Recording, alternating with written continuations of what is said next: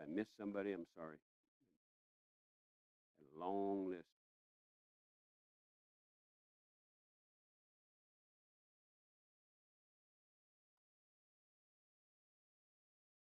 Mhm.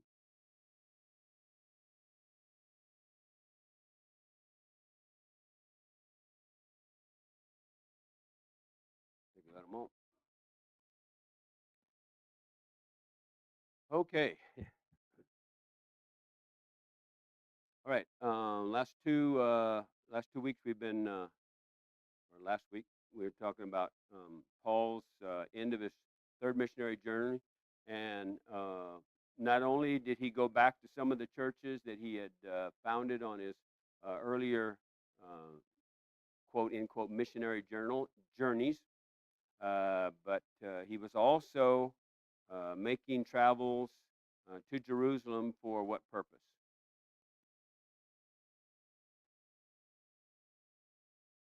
Right, exactly. Okay, see, he was equipped with and was carrying the love offering, the gift offering from the church um, to provide for the poor Jews that lived in Jerusalem. And arriving there after a lengthy trip, which took him to several cities throughout what was then called Asia Minor, but it's basically along the coast of the Mediterranean Sea, both the southern coast of Asia, as well as into Greece and that area, along the route of Cyprus, and then to the west coast of what is now the variety of countries, including Israel and Palestine and Egypt and other countries that make up the coast, be the west coast of the Mediterranean Sea.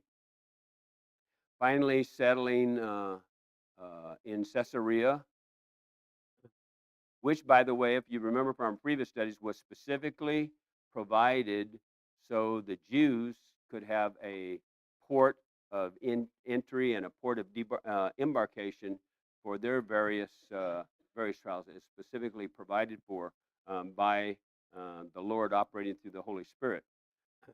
So he finally lands in Caesarea, and then by land goes to Jerusalem.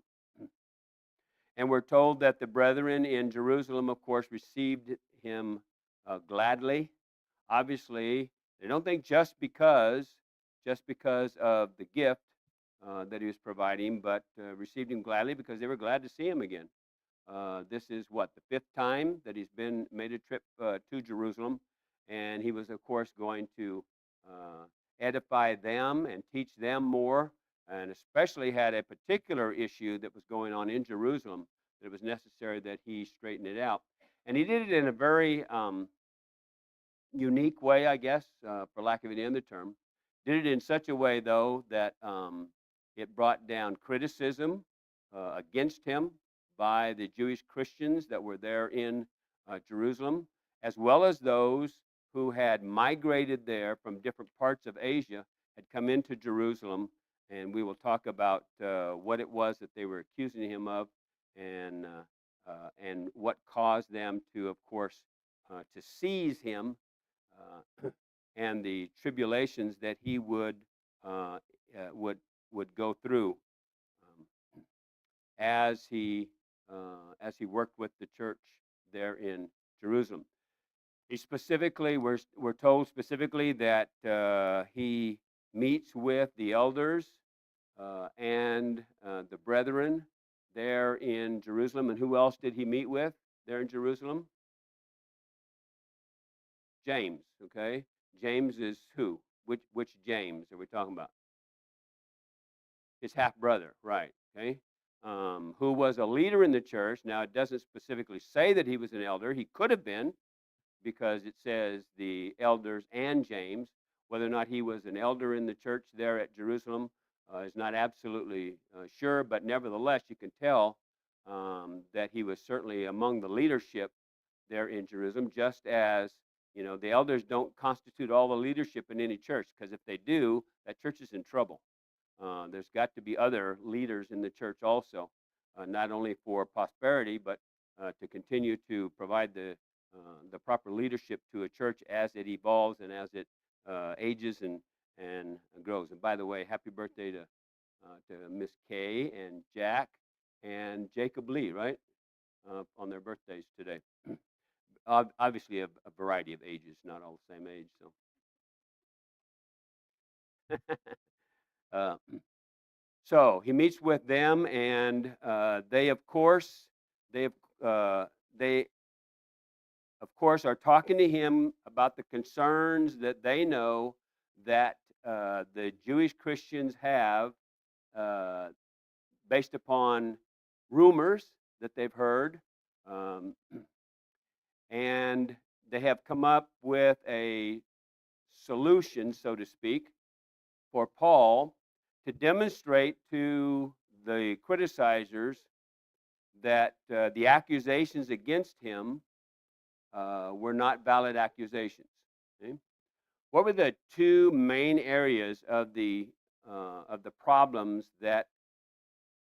Well, actually, it was one problem was against Paul specifically. The other problem was one that they had themselves because they didn't understand everything they needed to understand about um, transferring, or so to speak, from Judaism into Christianity. But what was the main accusation that they had against Paul? What had they heard, or what had they say they had heard? That he was doing what? He'd been going to the Gentiles and what? He was preaching to the Gentiles, but specifically, what was he doing? What would they accuse him of doing? Forsaking the law of Moses. Okay? Remember that the Jewish Christians didn't automatically just, break from all of the customs and the traditions of Judaism. They were still practicing some of the things in Jew that had been come over from the law of Moses for two reasons. One, because it's just natural that when folks come, listen, when somebody comes out of a denomination today or out of some other religion into Christianity, is there just a switch that's turned off and they automatically give up everything that they've been trained in? Of course not. Okay? Of course not. There is a growing and a maturing process that has to take place with everybody. Okay? And the same was true of the Jewish Christians here in Jerusalem. They did not understand that the law of Moses had been superseded by the law of liberty. That being, of course, that law that was brought in by Christ. That Christ's sacrifice had freed them from all of those requirements that were under the law of Moses. And they were still practicing some things from Judaism that, in and of themselves, were not necessarily detrimental to their Christianity. It's just that they needed to understand better that there was not still a requirement for them to do those things. They were still taking offerings and things that were tied to the old Jewish law, the old law of Moses, still taking them to the synagogues and practicing some of the traditions and customs of Judaism.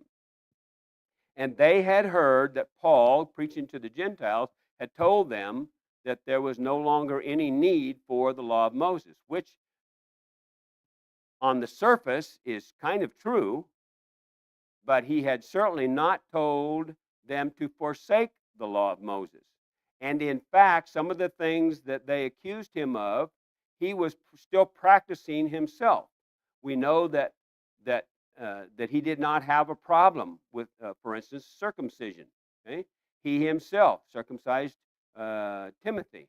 Okay, um, and we're going to see today. We're going to talk today about this so-called vow that these four men, that the elders and the leaders there uh, uh, had talked about, were talking about specifically, and that they wanted Paul to also participate in a purification along with these 4 men. And what did they say would be the purpose of Paul participating in this purification process? What would be the purpose of it? Why did they recommend that Paul go through it? To prove, what's that? Anybody? Okay. It was to show the Jews, the Jewish Christians there, that Paul, in fact, had not deserted all of the Mosaic law. We will see that Paul doesn't have any problem going through this purification process. And we will also talk about it's not the first time that Paul has done this. Sometimes we forget little things as we read through the book of Acts and Paul's missionary journeys, that as he goes, he's still practicing himself some of the old Jewish customs and traditions. So, and it was specifically to prove or to settle down, so to speak, the upheaval that had occurred with the Jewish Christians accusing him of forsaking the law of Moses and teaching others that they did not need to practice the law, which is correct. They don't need to, and Paul had been teaching them that, but he never told any Jewish Christian to forsake the law of Moses. He was simply telling them that Jesus was the better way and that they needed to transition to thinking and to realizing that to be acceptable to God, you no longer had to practice the old customs and traditions of the Mosaic law. So they talk about these 4 men that had taken a vow. What kind of a vow are they likely talking about here? The Nazarite vow, okay? In Numbers, the 6th chapter tells us all about the Nazarite vow. This is not to be Nazarite does not mean Nazarene. Okay, those are not. Okay, you can be a Nazarene and also take the Nazarite law, but not all Nazarites are Nazarenes. And not all Nazarenes are Nazarites, okay? Nazarite means consecrated or set apart, okay? And there's 2 aspects. If you read Numbers, the 6th chapter, you can go back and read that. I'll just kind of paraphrase everything as we go along, okay? The Nazarite vow was taken to specifically dedicate yourself to the Lord. Men or women could take the Nazarite vow. You set yourself apart from others. You don't eat certain foods. You don't do certain things in order to keep yourself pure and, so to speak, spiritually pure and clean, in order to carry out your specific service to the Lord. It can be for a temporary time. The minimum time, usually, as we look at the history of the Nazarite vow, especially from the Old Testament, it's usually a minimum of 30 days, okay, no shorter than that. But it can be for a period of time, or it can be for life, okay? You remember the two primary, well, I guess most well-known, okay, Bible figures from the Old Testament that took the Nazarite vow for life. Here's how the Nazarite vow for life works. Usually your parents take you to the Lord and they commit you for life, okay? You remember the 2 main characters in the Old Testament that Samuel, okay, that's in Judges, the 13th chapter, or excuse me, 1 Samuel 1. Who else? Very, very famous. Samson, sure. Samson, and that's in Judges, the 13th chapter. How about the New Testament? Who was a Nazarite in the New Testament? John the Baptizer. That's right. John the Baptizer was taken by his parents, and he was given to the Lord for his life. You can read about that in Luke the first chapter and also in Mark the first chapter. So you could be dedicated to the Lord for your entire life, or you could do it just for a period of time. If you if you were doing it only for a period of time, in order to get out of that vow, so to speak, or to complete that vow, I suppose is a better way of saying it, then you had to go through this purification process. Now, what were some of the things that were necessary while you were when you were taking the vow? You had to abstain from all forms of wine or vinegar, okay, uh, grapes, including raisins. Good. You could not partake of anything such as fresh grapes or the fruit of the vine, so to speak. Right? You could not be in the presence. You could not be in the presence of a dead body. You could not allow a razor to touch your head, meaning you could not cut your hair. Obviously, from the description of Samson, that was um, he had taken the Nazarite vow. Um, if you did happen to be defiled by a dead body, or some other defilement took place, then you had to go through a purification process, which took you a total of 8 days. And then at the completion of this Nazarite vow, this process of purification, meaning you're completing your vow, you had to take certain burnt offerings, of a male lamb, for instance, a ewe lamb as a sin offering. This is all from Numbers, the 6th chapter, so you can read it all about it. And then you had to offer a ram for a sin offering, okay, to purify you. You had to bring a basket of unleavened bread, flour, and oil, and things like that as a grain offering. So you had several different offerings you had to bring to the Lord uh, to complete this purification or to complete the vow. And then, of course, you bring them to the priest, and the priest at the tabernacle then would use all these things to complete the vow. Now, in particular, in this case, Paul was going to be purified with these men, not as a vow keeper, but it was to settle what was the main, which is actually a capital offense in the Jewish law. What had they thought Paul had done, which would have been a capital offense in in the Mosaic law? He had done what?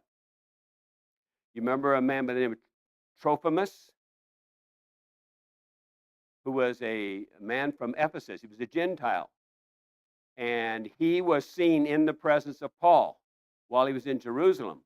Well, the Jewish Christians just assumed that Paul took him to the temple, which he didn't do. But nevertheless, the leaders of the Jerusalem church suggested to Paul that the way that he could settle this upheaval down was to go through this purification process along with these other 4 men, which would then purify him, so to speak, for having taken the Gentile into the temple. And so it was to appease his accusers. And we're going to talk about that kind of accommodation, whether that's good to do or not today. Now, the whole of course, the whole purpose of Paul going through this purification process was to show that he did walk orderly. The accusations that they had against him were not true, and um, that it was um, believers that did not have to keep the law, whether you were Jewish, or a Gentile believer, you did not have to still keep the Mosaic law, and of course, uh, they should keep themselves away from idols and the other things that were attached to some of the Jewish tradition. Remember, there was the Jewish sacrifices, by the way, were pretty bloody. It was a pretty bloody thing. Go back and read some of the from Leviticus, and read about what that priest would have to do with all of these live animals and thing, and the blood that is a pretty bloody circumstance. But nevertheless, the whole thing for Paul to do was to demonstrate to all exactly what it was, what this new law of liberty was all about. Now, of course, Paul was criticized, has been criticized, and was criticized, or people did not always agree. And the disagreement with Paul having done this falls actually into about three different categories. Some say that Paul had acted ignorantly. In other words, he was not fully aware that the law was no longer binding, which on the surface is just patently false. I mean, he's an inspired man. He knew exactly what was binding on him, having come out of Judaism, and of course would be patently false since he had already preached the whole counsel of God, Acts the 20th chapter. And remember that he had already written while on this trip here.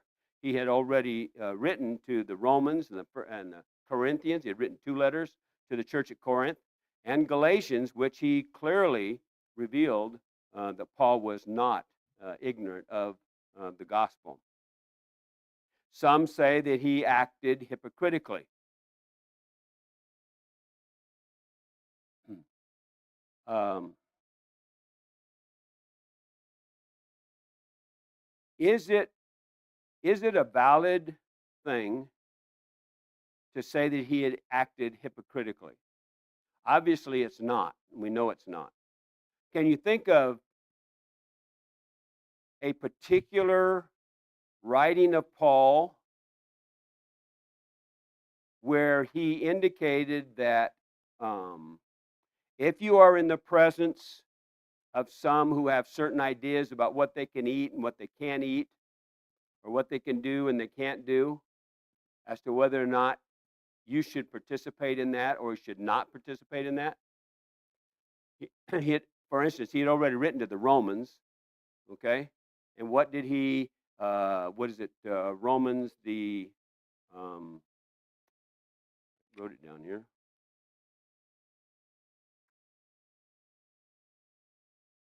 Is it the 15th?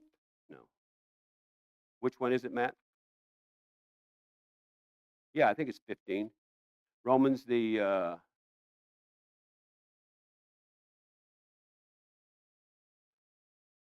either Romans 14 or 15. Let me look real fast. Anyway, he was talking about, whether you eat meat or you're not. It's the 14th. Yeah, I wrote it down here in my notes somewhere. I just can't find it right now. What's that? Yeah, it's the principles of conscience. So if people don't, if you're in the presence of people who don't eat meat, then don't eat meat. You're not wrong for not doing that. But at the same time, don't, people who don't eat meat, don't bind that on somebody else, because it's not part of the gospel. It's not part of the law of liberty, so to speak. Okay? And there were requirements in the old Mosaic law that required at certain times of the year you had to abstain from. Of course, all the time you couldn't eat any of the meat that was taken for sacrifices. Okay? Only the priests ate that meat. Okay?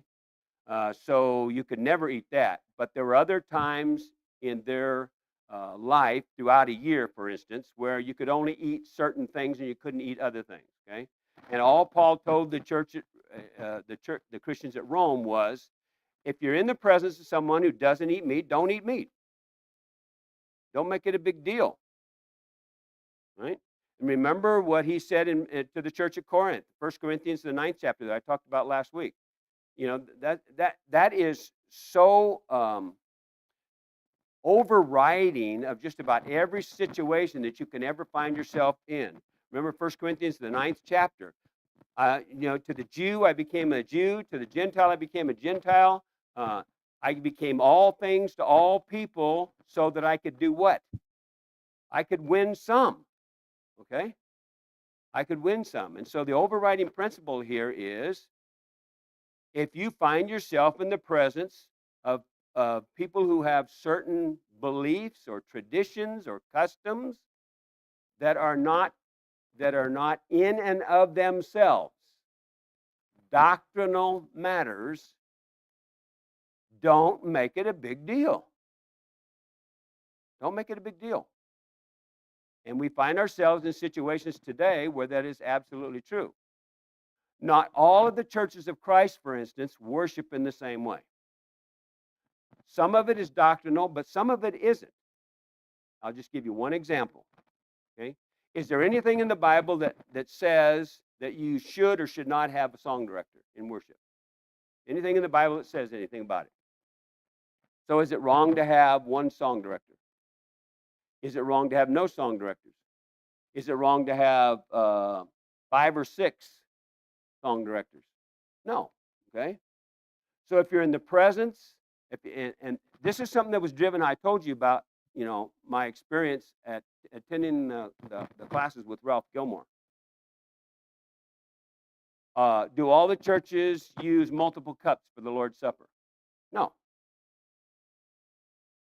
If it's not a doctrinal matter, don't make it a big deal. If you're in the presence of those who, you know, remember that the churches of Christ are autonomous.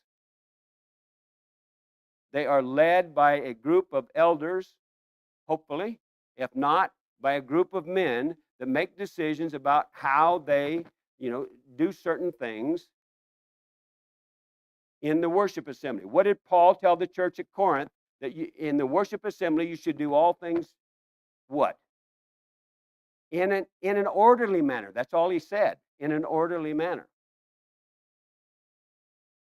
And as long as every church does things that are doctrinal, you partake of the Lord's Supper. You sing and make melody in your heart without the instruments of music.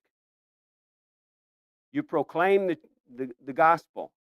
You preach the truth. Those are really the only requirements for worship. But the manner in which you do them, what order you do them, whether you take the Lord's Supper at the beginning, the middle, or the end, is not a doctrinal matter. So, Paul's participation in this Nazirite vow, Paul knows the truth. And he knows that his participating in that vow doesn't mean a thing in concern to the vow. By the way, was this the first time that Paul ever took the Nazirite vow or participated in the Nazirite vow? Was this the first time? No. Okay. In Acts, the 18th chapter, when he was at Corinth,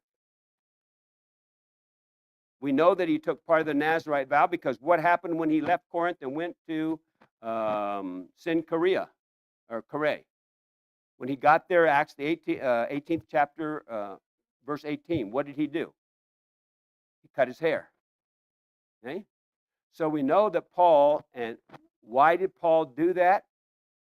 So that he could have it was a way to orderly and to appeal, okay, make his presence and make what he was providing to them in a way that it kept turmoil from happening. Remember that if you try to do something and you're in a tumultuous situation, you're not going to be effective. And if you are deliberately doing it in a way that is antagonistic, you're not going to be effective. And that's not what the Lord wants us to do. But if we know the truth and we know that there is, no, the Nazarite vow is not, does not apply today, but we're in the presence of those who participate in the Nazarite vow, okay, don't make a big deal of it, because what are you going to do? You're going to teach them the truth until they can come out of it, until they can mature to the point where they recognize that it is no longer required. Okay? So the whole point of Paul participating in this was so that he could appease those that were with him who were accusing him of doing things that he didn't do, and to demonstrate to them that he was not forsaking the law of Moses in all circumstances, okay? Until he could spend some time talking to them and helping them to grow and to mature. Okay, so all right. Next week we will finish up with this with lesson 10. We'll just a few more comments about this purification that he went through and why he went through it and how that applies to us today or doesn't apply to us today. And then we will talk about his sharing of his conversion, okay? And what that means to us today. Okay, thank you very much.